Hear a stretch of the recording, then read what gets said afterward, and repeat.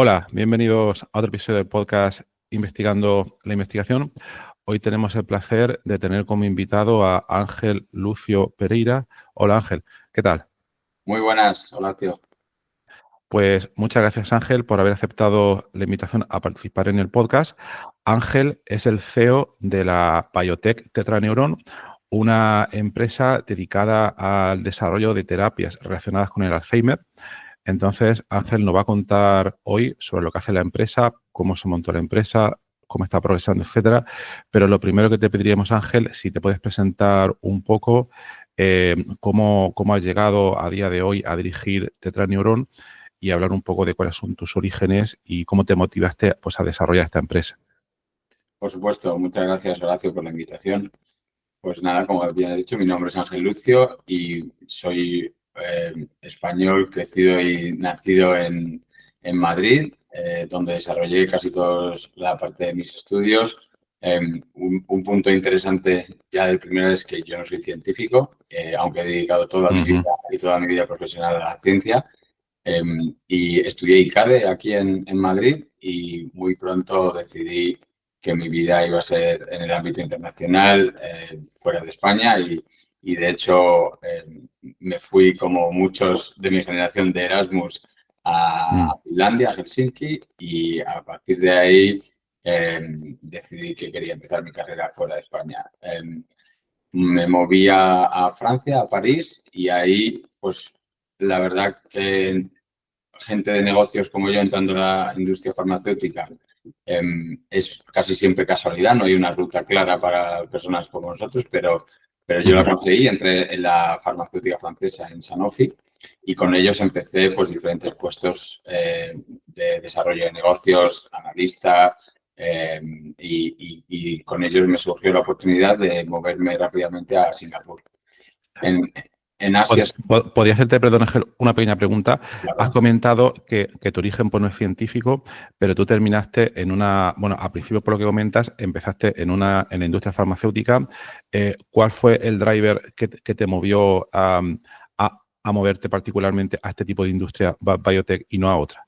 Pues es lo que te estaba comentando, que estas son cosas que suelen pasar como casualidades en la vida. Vale, No es una ruta, la ruta típica de una persona como mía sería irse a una consultoría, a una claro. banca de inversión, a una historia así, pero yo sinceramente a nivel personal en Finlandia conocí a la que es hoy mi mujer Ah, y la madre de mis hijos y con ujú, ella me fui a París porque ella es francesa. ok, Entonces, ella tenía una entrevista para Sanofi y tenía otra entrevista para L'Oréal. Y obviamente ella eligió L'Oréal y dijo, oye, vete tú a la de Sanofi. Y dije yo, vale, venga, ok. para ahí. Ujú, Y la mejor decisión, como muchas de estas decisiones que hilo ya con cómo conocí yo Tetraneuron, ujú. muchas de esas decisiones que pasan en la vida que luego llegan a crecer de una manera brutal, muchas veces son fruto de la casualidad, de estar en el momento adecuado, en el sitio adecuado.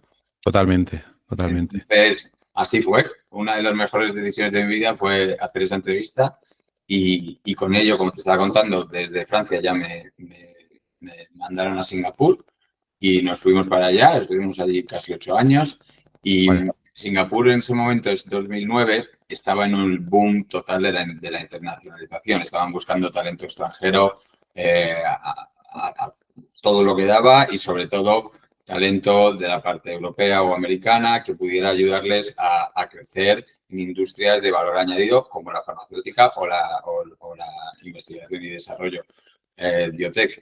Y entonces yo entré ahí a formar parte de un equipo que se dedicaba al desarrollo de negocio, M&A, licensing, etcétera, de todos los productos de Sanofi, pero también buscando compras y colaboraciones con otras empresas. Y la verdad es que fue una escuela otra vez impresionante para yo aprender desde el punto de vista del corporate development toda Claro. los skills y las habilidades de llevar un proyecto de compra, venta, licencia, joint venture de compañías. Además, ese mercado, el mercado de Singapur, empezó a crecer y a ser muy dinámico. Y dentro de Singapur, en esos 8 años, pues tuve la suerte de poder cambiar de trabajo de una manera bastante rápida. Hice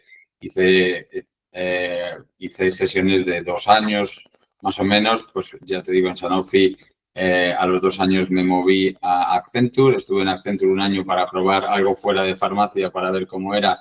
Enseguida me di cuenta que fuera de farma hace mucho frío y no es tan interesante. Y me volví a entrar como pues un puesto un poco más senior en el departamento de M&A de una compañía americana que se llama Valiant Pharmaceutical, que había comprado una empresa australiana y se venía a hacer su base en Singapur para extenderse en todo el sudeste asiático. A nivel personal, en ese momento ya estábamos con ganas de volvernos hacia Europa.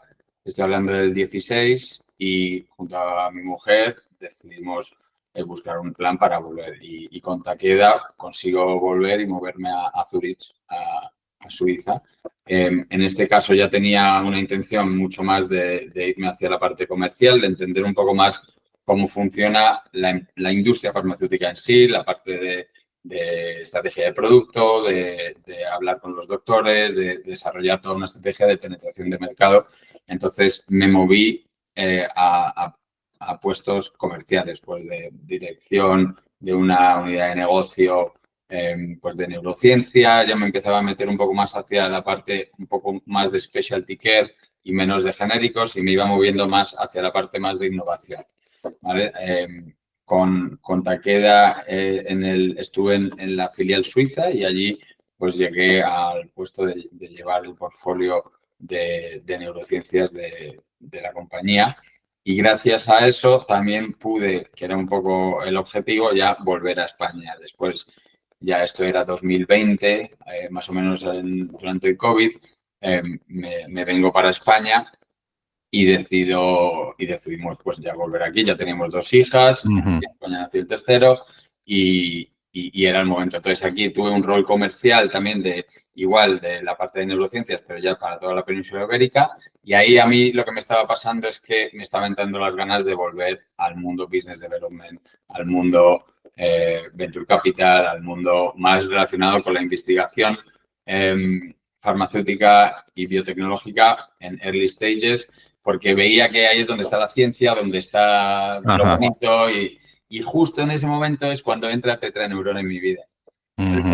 Por eso te lo cuento. Yo en ese momento, a nivel profesional, decido cambiarme de Takeda a Johnson & Johnson, que ha sido mi penúltima empresa, porque ahora ya estoy en Tetraneuron, pero he pasado los últimos 3 años y medio. Y en Johnson & Johnson vuelvo a un rol de business development, de scouter, de ir buscando proyectos como el de Tetraneuron o un poco más avanzados, porque Tetraneuron en ese momento era preclínica pura. Pero eso, proyectos de fase 1, fase 2, evaluarlos en cualquier área terapéutica y presentar ese proyecto a la dirección de Johnson & Johnson para aprobarlo y, consecuentemente, ampliar el pipeline de Johnson & Johnson. Bueno, pues en ese impasse entre Takeda, Johnson & Johnson, entre Suiza y España, Madrid, entra Tetraneuron en mi vida una vez más de una manera completamente, como dice el profesor Frade, serendipitiana. Un compañero mío de clase de colegio, yo soy de Maristas, es el entrenador personal del fundador, uno de los fundadores de Tetraneuron. Y le habla de mí, que yo soy su amigo, que me dedico al mundo de la empresa farmacéutica y nos pone en contacto. Y así es como yo conozco al fundador a nivel de negocios de esta compañía, que después me pone en contacto rápidamente con José María Frade también, que es el investigador y el Chief Scientific Officer del Tetraneuron. Entonces, yo lo veo y claro, veo terapia génica, España, Alzheimer y digo, ya teniendo la experiencia de Scouter, digo, estos son los típicos proyectos que pasan bajo el radar de las grandes farmacéuticas porque en España, en Italia, en estos sitios siempre ha habido una tradición mucho más de publicar datos en vez de hacer patentes, de no hacer spin-offs, de no hacer transferencia tecnológica y no sé, me sonaba así y aparte, claro, la oportunidad era preciosa. Entonces yo científicamente no era capaz de validarlo y lo que hice fue hablar con mi equipo de neurociencias de Takeda, donde estaban pues 2 personas técnicas, médicos y regulatorios, etcétera, que me validaron el proyecto y me dijeron, joder, Ángel, está genial, yo entro contigo porque era una oportunidad de invertir. a nivel personal. Y entonces ellos dijeron, pues yo entro contigo. Y así fue como nosotros entramos en Tetaneuron, un grupo en ese momento éramos 10, que decidimos también entrar. Pero claro, ya este hilo con Tetraneuron desde el principio, esto era 2019, pero Tetraneuron es una empresa que es creada en 2012.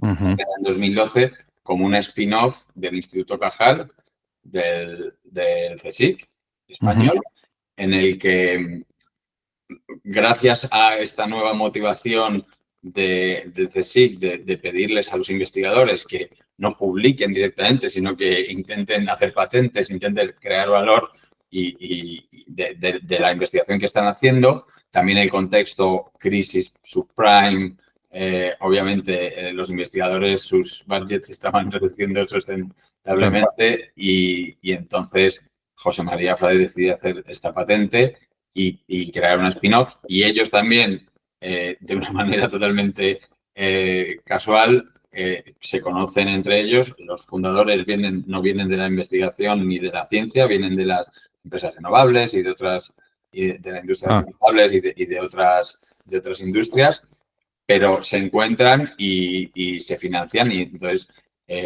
ven el proyecto de José María y empiezan poco a poco a financiarle. Le dicen, mira, vamos a ir cumpliendo hitos de ciencia básica mientras tú vas validando pues la teoría que ahora te explicaré y poco a poco, pues durante esos años, José María iba presentándoles a nivel trimestral, semestral, los avances que iba haciendo en validar el target, que es nuestra proteína y nuestro master gene, el E2F4. Entonces, iba cumpliendo esos hitos y así es como siguen avanzando. Cuando yo me los encuentro en 2019, estaban en un momento en la preclínica no regulatoria con casi todos los animales haciéndose en el Cajal y es verdad que ya estaban pues con necesidades de financiación un poco más altas porque querían entrar en fase preclínica regulatoria.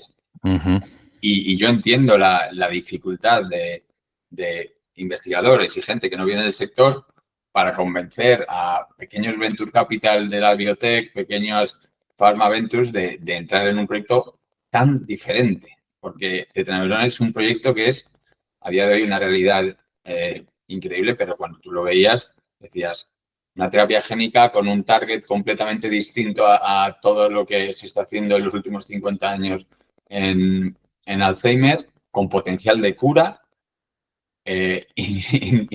administración intracisterna magna, o sea, tiene todo nuevo, ¿sabes? Y tiene todo de un valor y un potencial brutal, pero claro, no dejamos de ser también un proyecto que sale de España, que no estamos en Boston, en Harvard o cosas así, y entonces la gente como que necesita validación externa para creer eso. Bueno, pues nosotros fuimos un poco la primera validación externa desde el punto de vista de pharma, biotech, de Tetraneuron, aunque nosotros entrábamos a título personal. Pues eso es 2019 y ahora estamos en 2025. Desde entonces, yo lo que hago es involucrarme realmente en el proyecto, aunque sigo teniendo mi trabajo en Johnson & Johnson, pero yo estoy como miembro del consejo de Tetraneuron y apoyándoles en el día a día en toda la parte regulatoria preclínica y sobre todo mirando hacia dónde puede ir esto a nivel clínico y comercial.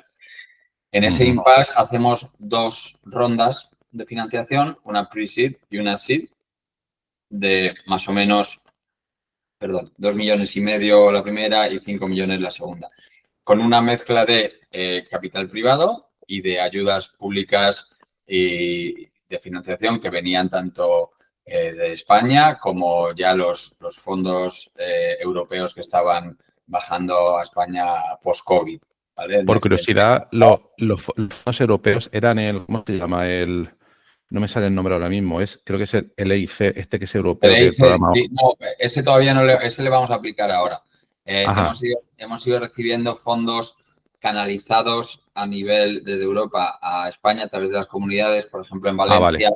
Hemos conseguido varias líneas de financiación y de ayuda también no dilutiva de diferentes agentes públicos a los que hemos aplicado. Y también un montón de ayudas típicas de financiación científica, pues que si la beca Torres Quevedo, que si Claro. ayudas de este tipo, ¿no? Pero claro, hemos tenido otro de los puntos fuertes de este proyecto, por el que yo también estaba siempre insistiendo, es que mantuviéramos un perfil muy bajo en todo lo que es comunicación y validación, o sea, y salida al exterior. Y tuvimos la suerte de que tenemos una base de accionistas muy sólida que nos ha ayudado a levantar ese capital. O sea, cuando yo entro al cap table de Tetraneuron, son los fundadores, hay un vehículo que es pues todos los friends and family que vienen un poco de parte de los fundadores y de gente que se ha querido unir. Luego yo creo un vehículo aparte que se llama Santa Rosa, en el que empiezo a canalizar todos los accionistas que vienen de mi parte, que muchos de ellos tenemos la suerte que vienen de la industria farma o de la industria biotech, y muchos de ellos también ya se empiezan a implicar y a darnos advice. Porque claro, en el momento en que estás haciendo una preclínica regulatoria con solo el equipo de investigación del laboratorio y un managing director que teníamos, pues tenemos una necesidad brutal de entender el expertise de todas las funciones alrededor de eso. Regulatorio, claro, médico, compliance, CMC, la producción del vector, además en un proyecto súper complejo, ¿no? Entonces, en ese momento, tener ese capital inteligente también nos ha ayudado mucho en seguir hacia adelante, además de todos los consultores que tenemos también. Y entonces, ese ha sido un punto muy interesante de este proyecto, que ahora cuando lo vendemos, claramente decimos, es que es verdad que a propósito hemos estado en silencio, nosotros trabajando en tener un proyecto y una propuesta sólida, y que es donde estamos ahora, con un paquete preclínico para entrar en clínica que tiene un potencial bestial y que realmente nos ha supuesto poder presentar esto como una oportunidad que realmente ha pasado por debajo del radar de mucha gente. Una vez más, a propósito, porque validar y cambiar una teoría científica en una comunidad como los neurólogos y los investigadores sobre el tema del Alzheimer es una tarea muy difícil. Y para hacerla tienes que venir con datos convincentes y sólidos. Una curiosidad aquí, perdona, Ángel. Mientras has comentado que se mantenía un perfil bajo por todas las razones que has expuesto ahí, pero mientras tanto se seguían publicando en revistas científicas los determinados avances, e imagino que antes estaba el tema de la propiedad intelectual, etcétera, etcétera. Pero mi pregunta es, cuando se publicaba en revistas, ¿llamaba eso de alguna manera la atención de algunos potenciales inversores que quizás han contactado, por si se puede preguntar? Sí, por supuesto. Hemos seguido publicando y a raíz de esos papers pues nos han pasado cosas interesantes como, por ejemplo, la entrada de una de las mayores valedores de nuestro proyecto, que es el profesor de Harvard, Álvaro Pascual Leone, que es un neurólogo súper renombrado, que es parte de nuestro Scientific Advisory Board. Pues Álvaro es valenciano y también, bueno, pues vive en Boston, pero conoció nuestro proyecto a través de publicaciones y de gente en común y obviamente se interesó muchísimo por el proyecto, y eso es un baluarte excepcional que tenemos en la compañía. El Venture Capital que nos entró en la última ronda, Biocel, que también viene de Valencia, pues obviamente había visto nuestras publicaciones y somos capaces de hacerle una presentación científica que les atrae. Pero nosotros no estamos como estamos ahora, que vamos a empezar vamos a abrir una preserie A en la que vamos a buscar realmente un venture capital o un pharma que nos financie la fase clínica en humanos. Ahí no estábamos en ese momento, estábamos en, oye, publicamos, y sobre todo lo que es muy importante a entender es que publicamos cosas que están dentro de la patente, pero cosas que hemos seguido sacando porque el mecanismo de acción ha seguido evolucionando y hemos seguido entendiendo nuestra molécula mucho mejor. Todos esos datos los hemos ido protegiendo y no los hemos publicado. Y entonces ahora, justamente durante casi 2 años hemos estado preparando esto y ahora estamos terminando ya la escritura de 2 patentes diferentes, una para Alzheimer y otra para Parkinson, que en cuanto las tengamos ya hechas y registradas, pues estamos en paralelo haciendo el paper, escribiéndolo y ya a punto de publicarlo en revistas que, por lo que nos están diciendo, va a poder salir en revistas potentes. Entonces, ahí está un poco nuestro catalizador de entramos en ronda, sacamos publicación, tenemos nuevas patentes y esto ya es un proyecto preparado para entrar a la clínica, ¿sabes? Claro, claro. Aquí imagino, perdona, que las grandes complicaciones de lograr una ronda de este tipo, de esta magnitud, al realizarla en España, imagino que es algo que no es algo realmente normal, ¿no? Porque por los requerimientos que tiene de financiación, regulaciones, etcétera, imagino os estáis encontrando con muchos desafíos al desarrollarla, ¿no? Sí, totalmente. Yo siempre digo, habiendo vivido fuera tanto tiempo, siempre digo que subestimamos un poco a España en el potencial de inversión que tiene, porque sí que es verdad que en España, bueno, pues no tenemos un ecosistema biotech como en Suiza, Londres o Boston, pero está empezando a crecer fuerte, se están haciendo hubs biotecnológicos en muchas regiones de España y sobre todo en España también, y a raíz del COVID, del ahorro que se crea en el COVID, hay inversores, family offices, gente, personas con mucho dinero y con mucho interés de invertir en cosas fuera del real estate típico que Claro. no se ven es verdad, en la surface no lo vemos porque está siempre es un poco lo que se habla en el cotidiano del tema del real estate, de comprar casas, de tal, pero realmente si tú buscas un poco más abajo, sí lo hay, sí que lo hay. Obviamente hay que buscarlo, hay que estar bien conectado, pero sí lo hay. Dicho esto, la intención del Consejo de Administración de Tetaneuron de elegir que yo entre como CEO de la compañía, siendo inversor, etcétera, con el perfil que yo tengo, claramente te está dando una pista de hacia dónde queremos ir con la búsqueda de inversores. Yo entro desde una empresa como Johnson & Johnson, que es completamente global, a esta compañía con ese background justamente para intentar impulsar la búsqueda de inversores extranjeros y dar a Tetaneuron ese punto global que tiene, porque este descubrimiento y este desarrollo clínico, vale, que podamos hacer las primeras fases en España, porque España tiene toda la infraestructura, los hospitales, todo el talento médico para poder hacerlo, pero esto es un proyecto global. Esto es un proyecto Claro. que en cuanto vayas a la siguiente fase, tienes que hacerlo en multicentro, tienes que hacerlo en multiregión y para eso tienes que tener inversores dentro globales o internacionales que te puedan dar esa validación también. Totalmente, totalmente. Y luego, bueno, la verdad es que tenía muchas preguntas que hacerte, pero las has estado respondiendo todas. Se nota pues, que te lo sabes bien, obviamente. Y quería preguntarte un poco por la parte más, un poco técnica, ¿no? Si puedes Sí. explicar un poco hasta donde se pueda, obviamente, ¿no? Estamos viendo que Tetraneuron es una empresa que se dedica a desarrollar soluciones para el caso del Alzheimer. Has comentado también algo de Parkinson. Has comentado también que estáis avanzando en el estudio del mecanismo de acción de esta especie de terapia génica, pues si pudieras comentar un poco, que imagino que también estás acostumbrado, aunque tu perfil es más económico, pero como CEO tienes que saber un poco de todo, ¿no? Si nos puedes comentar un poco la parte más bio de cómo se desarrolla esta solución que estáis haciendo. Sí, sí, ese ha sido mi rol durante toda la vida, aprenderme la ciencia casi de memoria para poder soltarla y al final terminas entendiendo parte de ella, pero obviamente lejos Claro. de la capacidad de los investigadores. Pero, de hecho, uno de los puntos que a mí me llamó la atención siempre cuando José María nos estaba explicando cómo él encontró esta molécula fue el hecho de que él no iba buscando de ninguna manera un target de Alzheimer. Él es, yo siempre le llamo discípulo de Ramón y Cajal porque está en el Claro. Cajal y tiene una serie de, que es verdad, o sea, hay muchísimo legado de neurociencia en España a través del Instituto Cajal, que es talento a nivel global.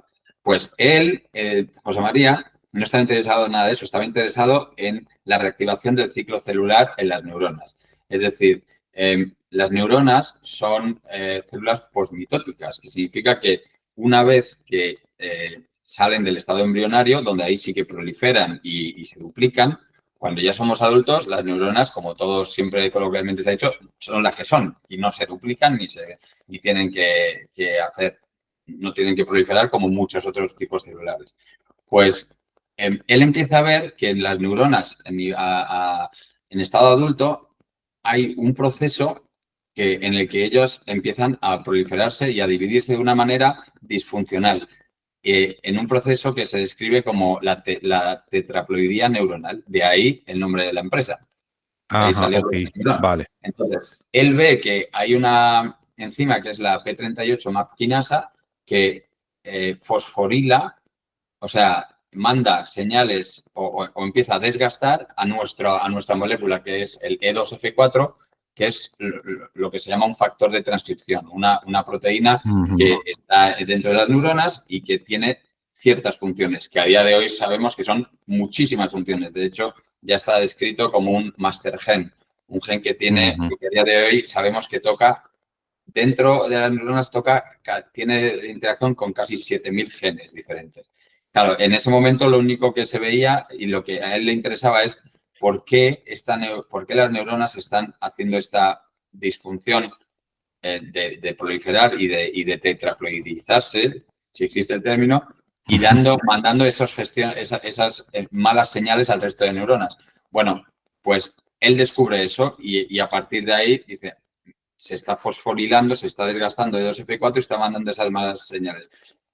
Y digo, eso es lo que después se está viendo que en la cascada de señales malas que está dando deriva en un montón de puntos que son relacionados con la enfermedad de Alzheimer. La creación de las placas seniles de beta-amiloide, el tema de las fibras las neurofibras de p-tau y muchos otros síntomas cognitivos y funcionales que se derivan de eso. Entonces, él ve eso y dice, yo creo que lo que estoy empezando a ver es el origen, el origen de muchas enfermedades neurodegenerativas, porque él luego se empieza a pensar que también eso pasa, obviamente, en otras enfermedades como Parkinson, claro, como la enfermedad de los cuerpos de Levy, etc. Entonces, eso es en ese momento, pero claro, eso es lo que hace la gran patente de 2012, pero desde ahí hasta ahora llevamos una década investigando sobre 2F4 y nos hemos dado cuenta de que 2F4 no solo se fosfolila y se tetraploidea y le pasa estas cosas, sino que también es una molécula que está envuelta en la homeostasis del cerebro, es decir, en la homeostasis de las neuronas, de que la neurona esté contenta, como dice el profesor. Entonces, está relacionado con funciones y procesos que tienen que ver con la inflamación de las neuronas, con la neuroinflamación. O sea, el 2F4 está encargada de que las neuronas no se inflamen. Está también relacionada con el estrés oxidativo, que es uno de los grandes fenómenos que estamos descubriendo, que realmente pues, no solo está envuelta en la oxidación y en la senescencia, es decir, en el envejecimiento de todos los tejidos, sino también en el tema de la memoria y en el cerebro. Y lo más importante que descubre después de eso, haciendo pruebas en ratones, es que E2F4, una vez que, como te he contado, se fosforila por una MAP kinasa, la P38, si nosotros inyectamos una versión, se dice dominante negativa, es decir, una versión sana que no se puede fosforilar de nuestro mismo gen, ¿vale? Tú tienes el E2F4 y lo que hacemos es inyectar un virus directamente en el cerebro en el que lleva la misma molécula, pero no se puede fosforilar. En el momento en que inyectamos eso, todas las funciones de 2F4 que se están haciendo mal empiezan a recuperarse. Porque E2F4DN, que es el bueno, empieza a hacer su función natural y su función buena. Y ahí es donde viene también el gran descubrimiento y lo que tenemos también ahora haciendo las nuevas patentes, etcétera, es que somos capaces de revertir los estadios moderados y avanzados de la enfermedad a estadios normales. Es decir, somos capaces de revertir la pérdida de memoria. Eso lo hemos visto a través de un proceso biológico que se llama la LTP, que es la Long Term Potentiation, que es lo que se llama la base molecular de la memoria. La memoria al final está hecho, es un proceso bioquímico, ¿sabes? De chispazos que al final crean las memorias. Pues al principio de todo eso está este proceso, que además es un proceso que a nivel evolución biológica está conservado desde los más pequeños moluscos hasta el cerebro humano. Es el mismo proceso, es exactamente el mismo. Pues ese proceso, a través de la fosforilación de E2F4, a través de todas estas malas señales, se pierde en los ratones que hemos ido probando. Y al perderse, pues claro, esos ratones no tienen memoria y en todos los experimentos de comportamiento que vemos, pues no son capaces de recordar, no son capaces de hacer las habilidades motoras más básicas. Pues una vez inyectado nuestro producto con esa versión del E2F4 que no se puede fosforilar, a un mes, a 3 meses y a 6 meses ya vemos que recuperamos la memoria y recuperamos la capacidad cognitiva. Claro, ese descubrimiento es brutal. O sea, es realmente trasladado al humano, es decir, que una persona con un Alzheimer moderado o avanzado, o sea, estadios CDR2, CDR3, ya bien avanzado, pues potencialmente la hipótesis es que a ellos se le inyecta el producto, que es una inyección y ya está. Es una terapia génica de one shot y al tiempo en el que el E2F4DN hace su labor y empieza a funcionar bien el cerebro, pues vamos a ser capaces de revertir esa capacidad de tener memoria. Eso no significa que el humano, la hipótesis no es que el humano va a volver a recordar lo que ha perdido, no, eso claramente se ha perdido, pero va a ser capaz de recuperar su capacidad de hacer memoria. Es decir, va a ser capaz de recuperar la funcionalidad, que al final es la base de todo, porque el problema con los pacientes de Alzheimer es que pierden toda la funcionalidad y son completamente dependientes. Imagínate que puedes ser capaz de hacerle a una persona recuperar su capacidad de comer él solo o de andar e irse al baño o de, ¿sabes? Cosas muy básicas. O sea, hay que entender que aunque nosotros estamos hablando de potencial de cura, que es verdad, aquí esto no es una fórmula mágica. Esto es un trabajo multifactorial en el que hay nuestra terapia. Seguramente en el futuro haya otras terapias que combinen, como pasa en cáncer, como pasa en inmunología, donde tú tienes un producto que inyecta y targetea el tumor y luego tienes inmunoterapia, luego tienes quimioterapia y así hemos llegado casi a la remisión total de muchos tumores. Pues el Alzheimer, que José María lo llama el cáncer del cerebro, que es una enfermedad completamente multifactorial y que no sabemos por qué pasa en el origen, es un tema totalmente epigenético, pues lo que creemos es que con nuestra inyección y con un tratamiento psicosocial, de entrenamiento, incluso fisioterapéutico, de entrenamiento cognitivo, pues esa persona va a ser capaz de recuperar la funcionalidad. Pues eso es la madre del cordero, vamos. Aquí, vamos, suena súper interesante. Aquí supongo, bueno, has estado hablando de la parte de desarrollo de negocio, la parte económica, hemos hablado de la parte más bio, del mecanismo, etcétera. Luego imagino, no sé si os ha pasado que cuando estéis haciendo el pitch, cuando estéis presentando el proyecto en diversos sitios, está también el tema personal de familiares. Obviamente habrá que esperar a que la parte clínica se desarrolle y de sus resultados y se apruebe, etcétera. Pero no sé si alguien nos ha planteado para algunos casos, no sé si se puede permitir algún tipo de prueba como estudio aplicación compasiva para que algunos pacientes entren en este estudio. No sé si se contemplan esas posibilidades. Vamos, cada vez que hablo con alguien, como estoy hablando contigo, me sale un ejemplo de algún familiar que le encantaría poder ser parte de este estudio. Es verdad que eso primero no lo hemos explorado mucho toda la parte de patient advocacy y de asociaciones de pacientes, etcétera, porque creemos que es un poco pronto. También es verdad que acabamos de incorporar un director de comunicación y patient advocacy, etcétera, a la compañía, que es el que va a empezar a gestionar esas relaciones con pacientes. Aparte, pero la realidad es que esto tiene que entrar en clínica primero. Primero tienes que probar lo que estamos probando. Te he contado todo lo que hemos hecho en ratones y después lo gordo que hemos hecho es en primates no humanos. Y en ellos lo que hemos hecho es probar justamente seguridad y biodistribución. Es decir, le inyectamos al primate pues una dosis más alta de la que se pueda inyectar a un cerebro humano y vamos a ver los efectos que tiene, porque la terapia génica ya sabes que tiene todavía mucho que cubrir en ese sentido.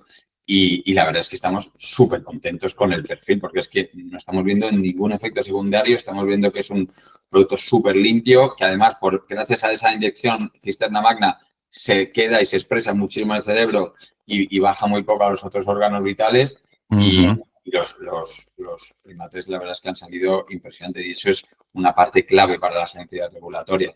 Pero claro, tienes que probarlo otra vez en humanos, hacer un pequeño estudio clínico primero para ver si funciona. Y ya ahí, aunque sigas haciendo el desarrollo clínico regulatorio, pero yo creo que el uso compasivo entra en escena en ese momento, ¿vale? Estamos hablando de que nuestra idea sería poder entrar en humanos, si todo va bien, a mitad del año que viene. El estudio dura un año más o menos, pues principios del 28 por ahí deberíamos estar haciendo ya el estudio gordo, el grande, y ahí también se podrá, ya te digo, empezar con temas de uso compasivo, porque, como te digo, mucha gente me lo pregunta Claro. y hablamos. Claro, es una pregunta bastante lógica. Y bueno, la verdad que mientras estás hablando, me está pasando que me surgen muchas preguntas, pero que tú se nota que te lo sabes porque las estás respondiendo todas antes de que te las haga, las estás respondiendo todas pues bastante bien. Iba a preguntarte sobre el roadmap, ya lo has dicho. Entonces, una de las últimas preguntas que me van quedando es, no sé qué es lo que opinas, porque has hablado que la P38 MAP quinasa está directamente relacionada con la fosforilación a ver si me acuerdo cómo lo has dicho, del E2F4, que yo no me lo sé tan de memoria, ¿no? Claro, la P38 MAP quinasa, por lo poco que yo sé, las terapias típicas han sido small molecule y todo este tipo de cosas, pero vosotros vais para terapias génicas, por todas las ventajas que estás comentando. Entonces, simplemente por preguntarte cuál es tu visión, por toda la experiencia pues, que tienes, si crees que, obviamente no hay una solución universal para todo, pero si crees que están empezando a reemplazar las terapias génicas en la práctica a todo el mundo del small molecules por todos los problemas que hay de selectividad, especificidad, toxicidad y todo este tipo de cosas. Pues mira, es verdad que es algo que ahora lo tengo muy reciente. Están las terapias avanzadas, lo que llamamos las terapias avanzadas, que son terapias celulares, terapias génicas, a partir de los biológicos en adelante, ¿están sustituyendo a las small molecules? La respuesta a día de hoy es no. A día de hoy, el 80-85% del mercado en comercial, o sea, en market, todavía son small molecules, 80-85%. La investigación, te diría que ahí es un 50-50. Está claro que el valor de la investigación que está haciendo en terapia génica celular, etcétera, está cogiendo muchísimo más poder en el motor de investigación y entonces eso se verá reflejado en el futuro, pero a día de hoy todavía no. La terapia génica en concreto ha tenido sus altos y sus bajos y los va teniendo porque obviamente es una era nueva en la medicina, una era nueva en poder editar el genoma humano para mejorar mutaciones genéticas. Y entonces ha empezado con mutaciones genéticas de un cromosoma, ¿no? que se puedan cambiar en enfermedades raras y ahí se ha ido consiguiendo éxitos. El nuevo desafío es de la terapia génica ser capaz de entrar en terapia en enfermedades prevalentes. Ahí es donde viene el nuevo salto, ¿no? Hay un problema o un desafío muy grande que es la producción de los vectores virales, ¿vale? Porque al final una terapia génica lo que inyectas es un virus inocuo con tu carga genética que va directamente al gen que tú quieres cambiar. Pero claro, no dejas de inyectar un virus dentro del cuerpo humano con toda el sistema inmune que tenemos nosotros de millones de cosas que nos pasan que pueden reaccionar o pueden pasar como ha pasado en muchos casos. Entonces, la investigación sigue empujando.